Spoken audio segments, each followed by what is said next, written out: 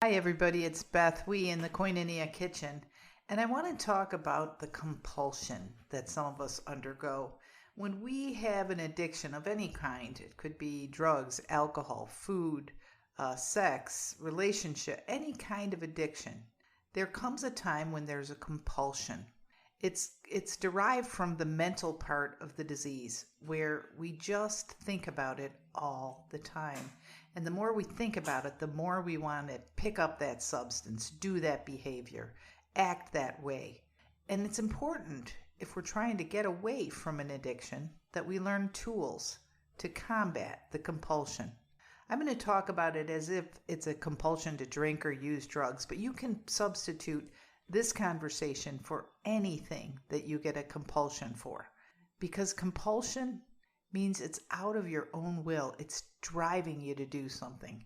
Once again, those words like driven, under the lash, it makes us a beast underneath the powerful addiction, as if the addiction has a whip and is driving us. That's compulsion. Some of you know exactly what I'm talking about, and you're grateful because we're going to talk about how to get through that. The compulsion happens in the moment. So when you're fighting a compulsion, you got to be in the now. You can't be thinking about how you messed up last week or how your children are turning out wrong because you might have been a bad parent or whatever the heck. You got to get your little butt back to right now, right here, because compulsion happens in the moment. We need to focus on now when we fight compulsion. We have to be in this moment, right where our feet are. An immediate course change sounds like a simple solution, like too simple of a solution, but I'll promise you this. If you're in the now and you do one simple course change, you're going to feel better, and that compulsion is going to be lifted a little bit. So here are some ideas I came up with. I want you to fill your toolbox, fill your arsenal, so that you are ready to overcome when the compulsion hits. Okay? The first one, the Serenity Prayer.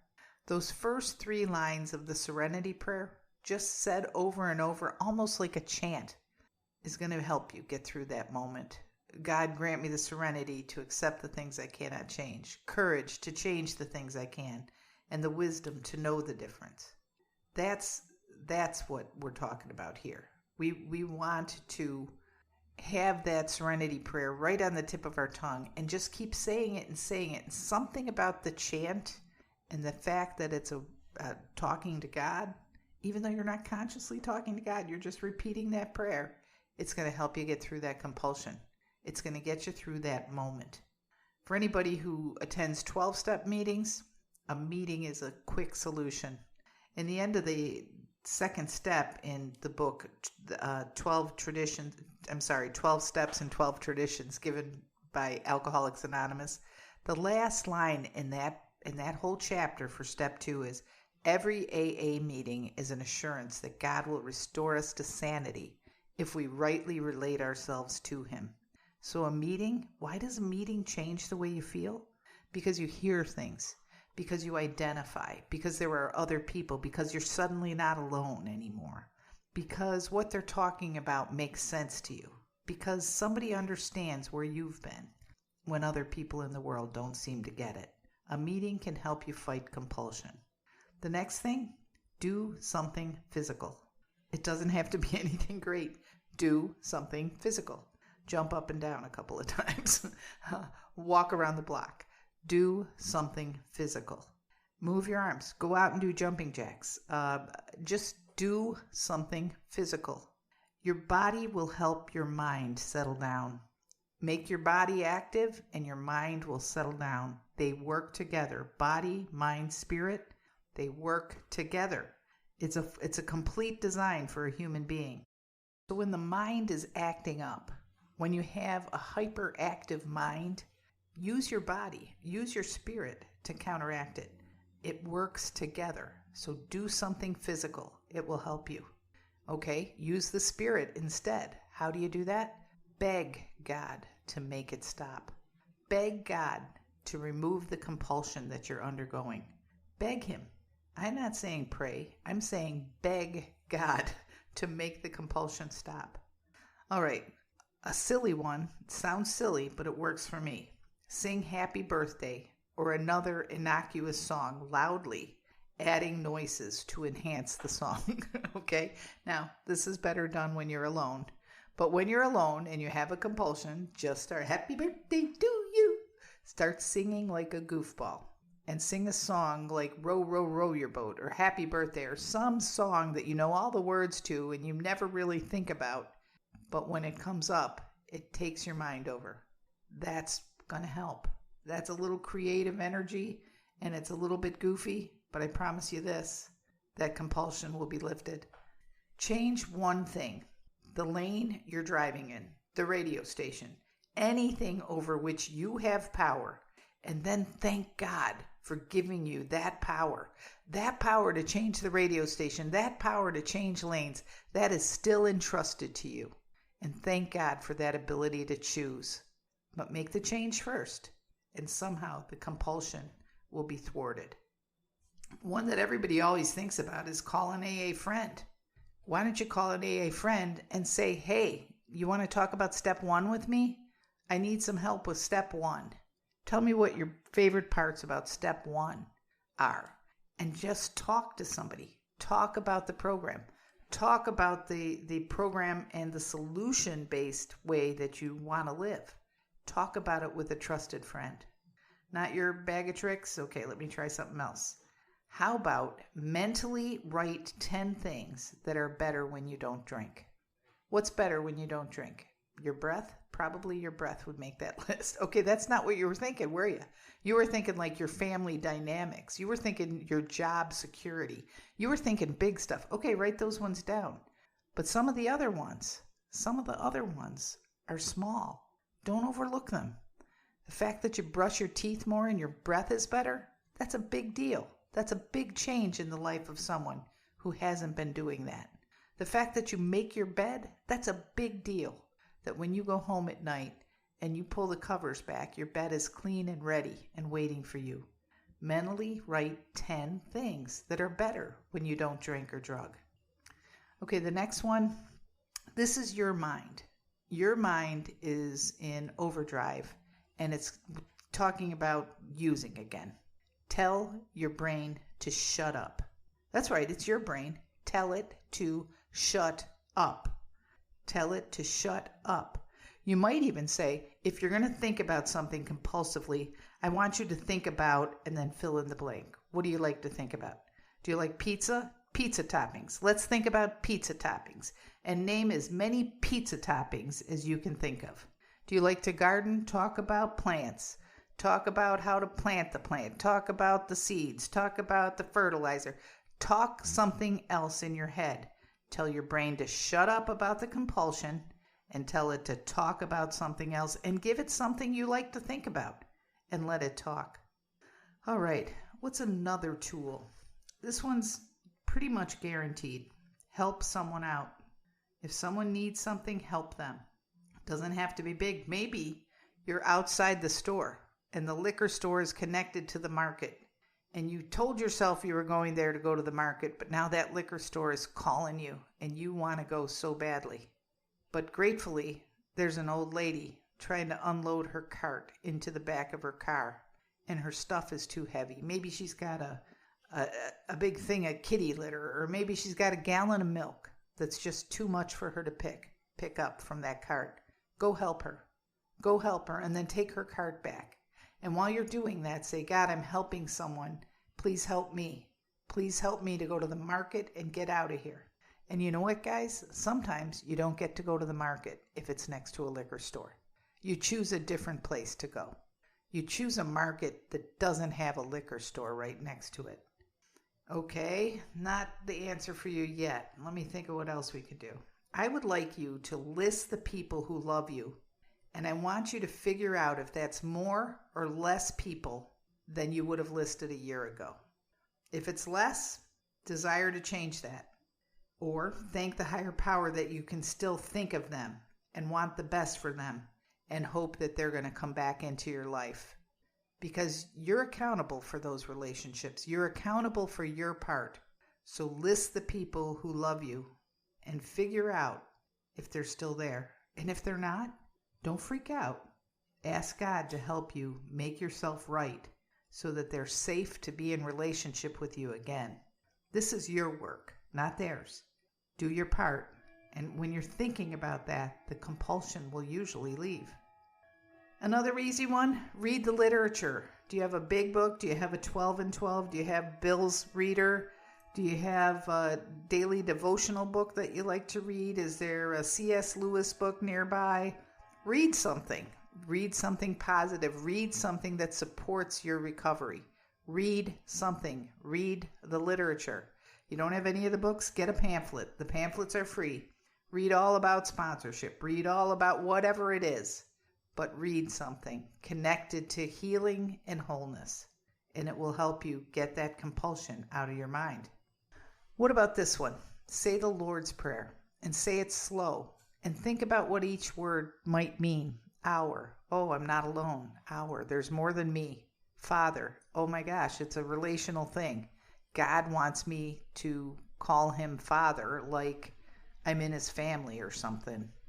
Who art? Who art? Okay, that means who are. Your present tense word. Let me get it to where I understand it. You are in heaven. You're in heaven. I don't really get what heaven is, but I want to think about heaven. It seems to be a place where there's no addiction, and that would be a really great place for me to be someday. But right now, can we bring heaven to earth? What are we doing now? Can you just take this compulsion away from me? Just say the Lord's Prayer slowly and think about what it means. It is a call to love. First God, and then others, and self. Not the Lord's Prayer kind of person? Okay. Memorize the 12 steps by repeating them. Read them out loud. Maybe read step 1 over and over and over till you think you can do it without looking at the words. Then move on to step 2 and just keep memorizing the 12 steps till you can say them one after another without looking at a book. That'll help you with compulsion, especially if every time the compulsion comes, you start doing that.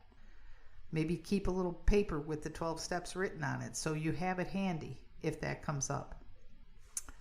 All right, not memorizing, huh? How about if you get conscious about your contact with God by telling him what's real? Don't clean it up.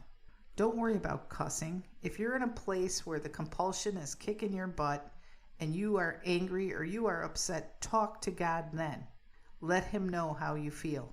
Be real with your higher power. Have a real relationship. It is not religion. It is relationship. It is not what somebody else told you it should be. It is what it is with you. God knows your heart, and he knows when you're being real.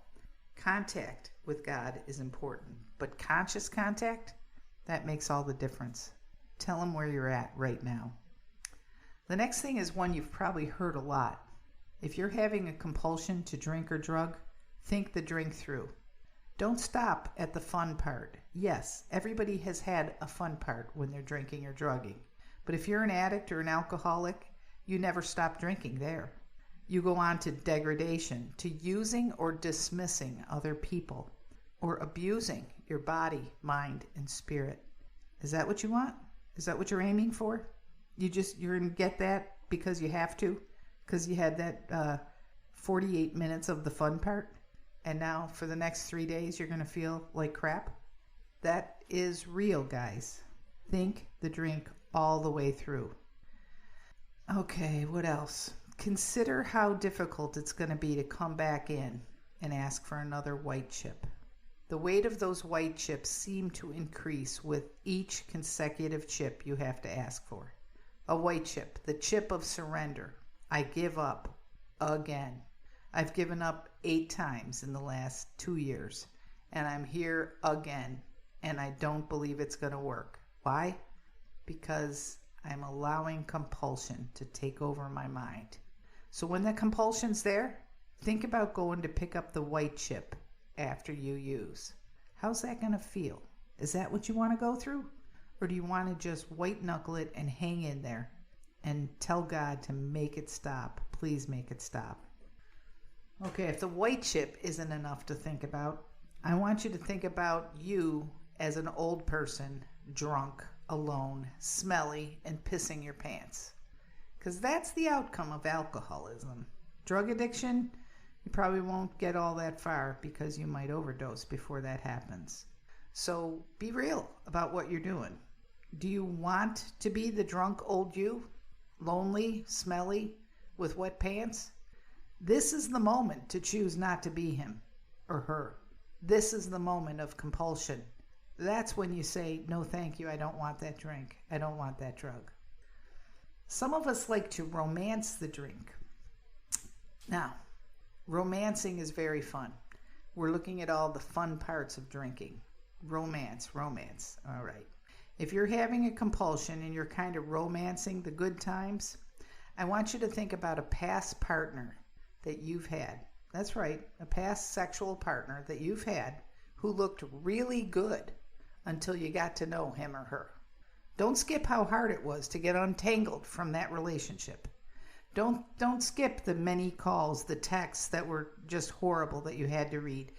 Go through the whole romantic relationship that you finally got yourself out of. That's what the drink and drug is. It's that partner. Think of it that way. It's simple to say it, that drinking solves nothing. But I think it's even more important to remember that the good feeling is counterfeit. Don't settle for that anymore. That is a load of crap and you know it. Drinking solves nothing and the good feeling is counterfeit. If you want a good feeling, stay clean and sober and do something for someone else. In the moment of compulsion, remember the good feeling is counterfeit. You're buying a bogus feeling. Or you're settling for numbness when you could have peace. There's such a difference. Don't settle anymore. Okay, I want you to look yourself in the mirror when you're having that compulsion and tell yourself the truth. Honesty is the spiritual principle behind step 1. If you're really thinking about picking up, clearly you are powerless. Look yourself in the mirror while the compulsion is eating you alive and say, I am powerless over drinking and drugging, and my life has become unmanageable.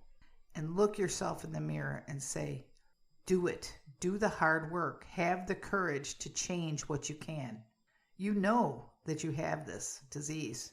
Have the courage to seek recovery. Last thing I'm going to say for you is that every day is a fight for an alcoholic and an addict. Don't go it alone. Use a group. Use the higher power. Never fight alone again. When you're in compulsion, it wants to keep you separated from other people and from God because it knows it can't stand against your higher power. Even the group is a higher power, a group of people that were once alcoholic and addict, active in their diseases, and now they're living free. They're having useful, whole lives. That group, that's a great power. At least go there. And if you can't get to a meeting or you can't get to a group, go right to your higher power. Never fight alone. And say, God, it's got me cornered. I need you to help me fight. Send reinforcements. I need help to get out of this corner. And I promise you it will come. All you need is the desire to be willing. You don't even need the willingness. You need the desire to be willing. And God will take it from there. Tools to combat the compulsion to drink or drug, there's so many of them. This sounded like a long podcast telling you all of these different ones. This is nothing. I just wrote these down in about 25 minutes. There are so many, but the biggest one, you have to want it. If you want to drink or drug, there's nothing I can say that will stop you. But if you don't want to drink or drug, I can't say anything wrong. It's up to you. Hope you make it.